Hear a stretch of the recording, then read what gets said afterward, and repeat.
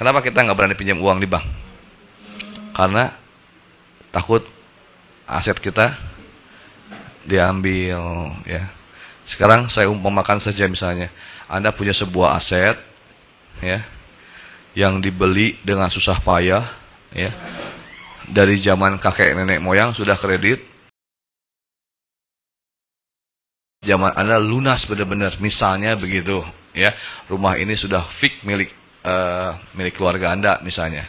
Nah, Anda sekarang masuk EU ketemu saya, pulang ke rumah, bilang ke orang tua atau ke siapapun juga, ini rumah harus digadaikan, ya.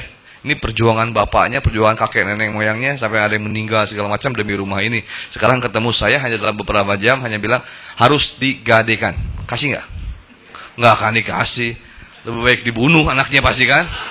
Anak durhaka kau katanya kalau sampai begini. Nah, tapi kalau saya ceritakan asumsi seperti ini, dia akan kasih sama saya.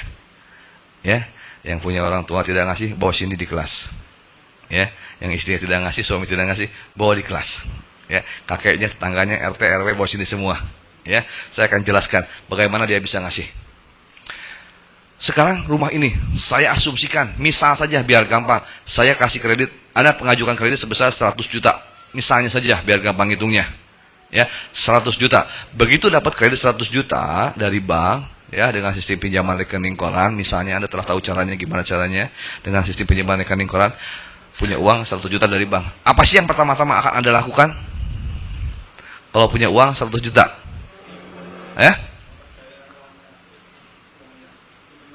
Memberdayakan uang ini.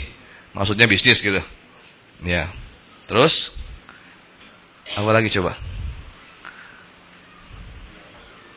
Beli aset. Atau kawin lagi mau?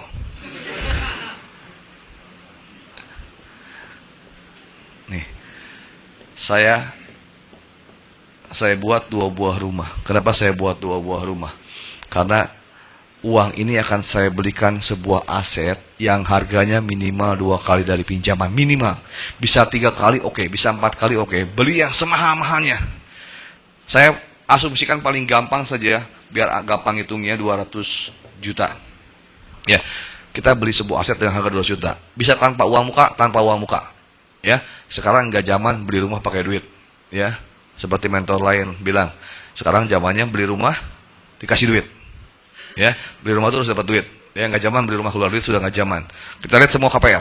Ya benar, kita lihat semua KPR. KPR di Bumi Putra misalnya. Beli rumah ditambah 20%. Ya, untuk biaya renovasi. Itu di mana-mana sekarang berlaku seperti itu hampir semua bank.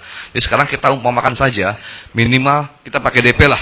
Kita pakai DP 10% saja misalnya. Berarti DP-nya adalah 20 juta. Lihat. Sisa utang saya adalah 180 juta. Dengan sisa utang ini KPR-kan. Cari jaraknya dengan jangka waktu sepanjang-panjangnya. Ya, bawa cicilannya sampai kiamat. Ya, bawa sampai kiamat. Ya. Sekarang kan macam-macam, ada yang 10, yang 20, yang 30. 30 nggak ada, 20 maksimal. 15 maksimal mungkin sekarang. Ya, kalau nanti ada keluar bank baru, misalnya Bank Amin ngeluarin kredit, misalnya 3 abad, ambil 3 abad, gitu ya, 4 abad, 5 abad, boleh terserah lah, sepanjang-panjangnya saja. Ya. Tapi kita masih apa, otak kita kan belum kanan-kanan banget nih, ya. Kita ambil estimasi normal saja, 10 tahun, 10 tahun cicilannya kira-kira 2,8 juta per bulan. Kita ambil 10 tahun cicilannya 2,8 juta per bulan. Uang kreditnya 100 juta. Ya, dipakai 20 juta untuk DP beli rumah 200 juta, cicilannya 2,8 juta. Sisa uangnya adalah sebesar 80 juta. Ya. Sekarang saya ngomong begini. Bisnis yang paling kecil untungnya berapa persen sih? Ya, jangan bilang makanan.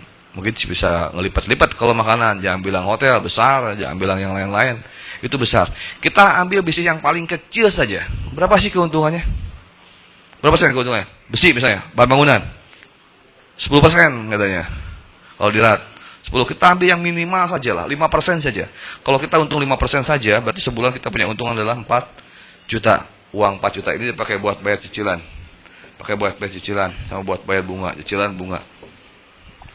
Beres. Dengan keuntungan cuma 5%. Ya, sesimpel ini lihat. Makanan bisa ngelipat, hotel untungnya besar, baju juga 20-30%, sepatu juga sama, bahan bangunan 10%. Saya kasih yang paling minimum saja 5%. Ya, dengan 5% saja, Anda berani nggak ngelakuinnya? Nggak berani. Ya, sudah dikirikan lagi sama saya, lebih kirikan lagi, masih nggak berani. Kenapa coba nggak berani? Kenapa Anda nggak berani ngelakuin hal ini? Otak kita setengah kiri, biar saya masih mengalah. 200 juta, 10% saja kenaikannya setahun. Sekarang 3 tahun jadi 30%. 200 tambah 30% jadi dijual 260. Udah minimum sekali, 3 tahun setengah dijual 260. Kita butuh duit, banting harga lagi 240. Karena otak kita setengah kiri. Dijual 240 ya. Modalnya 200 juta. Kita punya untung 40 juta. Kita telah DP sebesar 20 juta. Uang yang kembali adalah 60 juta. Uang ini akan kembali ke kita 60 juta. Ya, selama 3 tahun saya telah bayar bunga dan pokok, bunga dan pokok, bunga dan pokok. Bunganya habis dimakan bank, pasti. Ya, pokoknya dikembalikan pasti dari 80 juta ini, paling kembali setengahnya, sekitar 40 juta. 40 ditambah 60 sama dengan 100 juta. Utangnya 100 juta. Rumah ini selamat. Ini belum dipakai loh, belum dikontrakan loh. Ya, Anda nggak bisnis sama sekali loh. Dijual juga kira-kira amat di bawah harga pasar gitu. Ini sudah kirinya lebih dari kiri semua gitu kan. Dikembalikan sertifikat ke orang tuanya. Anak hebat kau, katanya kan gitu. Tidak jadi durhaka. Lihat, ini simulasi. Simulasi ini di bawah standar. Di bawah kemungkinan, tidak mungkin terjadi. Ini paling jelek itu tidak mungkin terjadi gitu. Ya, kemungkinannya itu adalah akan lebih tinggi penjualannya. Gak mungkin lah rumah 200 juta setelah 3 tahun setengah dijual cuma 240, impossible. Impossible lah, bisa minimal 300-400 juta minimal. Ya, minimal. Kalau 3 juta sudah pasti untung. Sudah lebih.